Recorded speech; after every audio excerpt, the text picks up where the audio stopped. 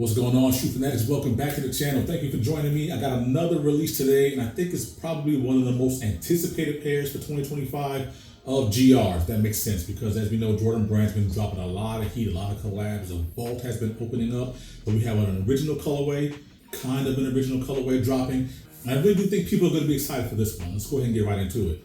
Of course, we have the box, and this is a textured box in a gray kind of cave stone feeling thing. I like the little touch. I love a special box. Then, of course, we have the Jumpman logo with the flight on it. And, of course, if I had to give a similarity, an allusion to something, this looks like a cave painting on a cave wall. So maybe there's some kind of relation there. I'm just spitballing. But, of course, if that was intentional, then, again, always good on the brand to do something different. I like when Jordan Brand gives a special box and gives us attention to detail like this. Always a nice touch. And, of course, the size tag reads Cave Stone Black Phantom. Once you flip open the lid, of course, that continues on the interior. Then you have the wax paper, which is, of course, cement splattered. Then another part of wax paper on the inside. And then finally, you have the shoe. And of course, ladies and gentlemen, I'm beyond pleased to present to you the Air Jordan 4 Cave Stone. Yes, indeed. As I mentioned, one of the most anticipated releases of 2025. I happen to have an early in-hand look to give you guys my in-depth full review. And let's get right into it because I have a lot to say about this particular release. Of course, on the sole, you do have herringbone traction. The first time it was included on the Jordan Brand lineup, if you recall, the Jordan 1, 2, 3 all had radial traction patterns. This particular one has this nice gray, white, and black pattern. I love gray, white, and black as a color combo, even though it's so muted and bland, but here it just works with pops. And of course, you have Nike on the bottom. Now, I told you guys in previous releases, if you have Nike on the bottom, you're gonna have Nike someplace else, which we'll talk about a little bit later on. Of course, on the midsole, you have this gray, black, and white midsole, visible air unit, typical for any Air Jordan 4. This particular colorway, what I really like about the midsole, it's almost, I'm trying to zoom in here, also give you some B-roll, it's almost translucent to the point where in the right lighting, you can see the cave stone colorway peek underneath this translucent midsole just a little bit. I do like that a lot, very nice touch. I think it gives us some originality and uniqueness to the actual shoe. Then of course we get to the creme de la creme, the actual upper of the shoe. And I feel like the word premium is thrown around far too much for our liking, especially when it comes to Jordan Brand products. But here we are. We have a suede cave stone upper all around the shoe. Cave stone is on the eye stays, on the lace, on the tongue, on the actual patches on the tongue, except for the black and white Jumpman logo, which is typical. But cave stone adorns the shoe. And that's really one of the things that really drew me to the shoe. It's a nice earth tone colorway. It's very easy to wear, very lifestyle heavy, and really dope for a colorway. Cave stone, I think, is kind of new to the Jordan Brand lineup. I'll do some research, but right now, cave stone, I'm really digging it. This colorway is definitely perfect for fall, especially when you combine it with the black mesh and black eye stays that's present on the shoe. And that's what makes the shoe stand out to me. Its simplicity just speaks volumes. It looks like a premium feeling shoe. It's got a nice colorway, and it really fits the way I like to dress with these muted earth tones. Very nice.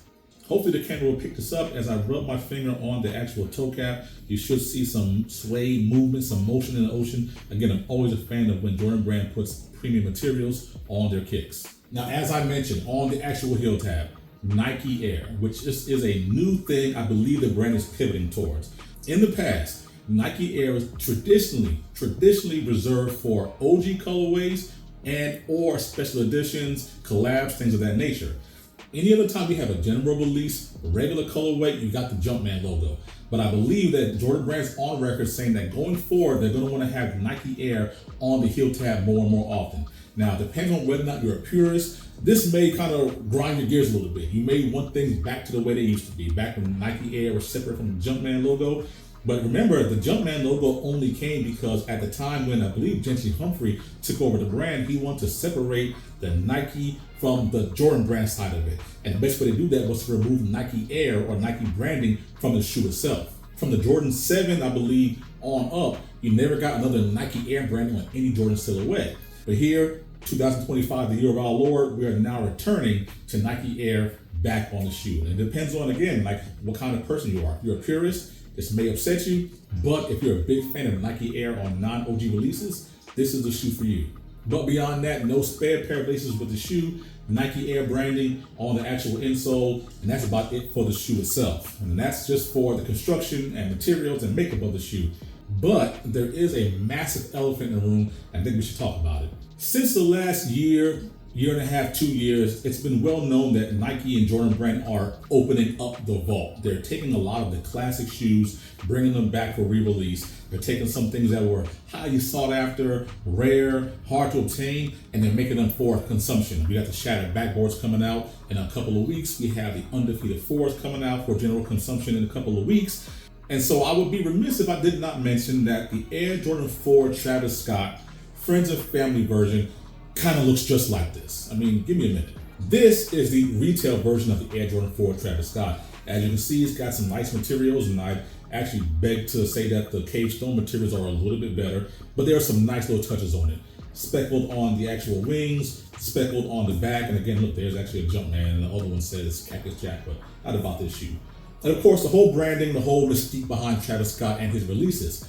Now, beyond this, there was actually a Friends and Family pair. Well, actually, I think 2 Friends and Family pairs. One of them being a purple colorway, and of course, one being a brown colorway.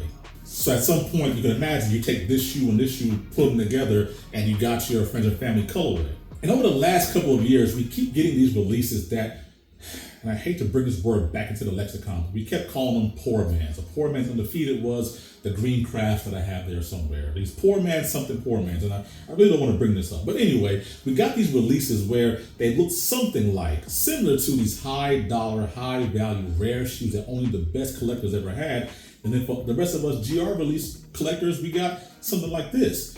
But here we go again. We have this colorway that more than slightly resembles the Air Jordan 4 Travis Scott Friends and Family release. And listen, I'll be honest with you, that's not my motivation. I love brown sneakers. I love earth tone sneakers, and that's why I like it. And hopefully that's why you guys like it too. But I had to talk about how similar that shoe and this shoe actually are.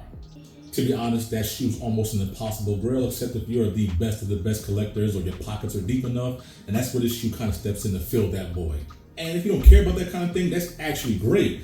The problem is now, once you start getting 200 some odd pairs of shoes, then you start running into problems like these, where this was originally the Travis Scott place filler, the Air Jordan 4 Topaz that came out in 2021. And then here you can see how similar these two shoes are. I mean, they are almost identical in colorway. Now, the actual Jordan 4 Cave Stone's a little bit more muted, a little cooler, while the Topaz is a little bit warmer of a brown, but I mean, damn, they're close. One major difference on the Topaz is the actual crack leather on this one, as well as a little bit longer hair suede that doesn't have that much motion compared to the shorter hair suede on the Cave Stone.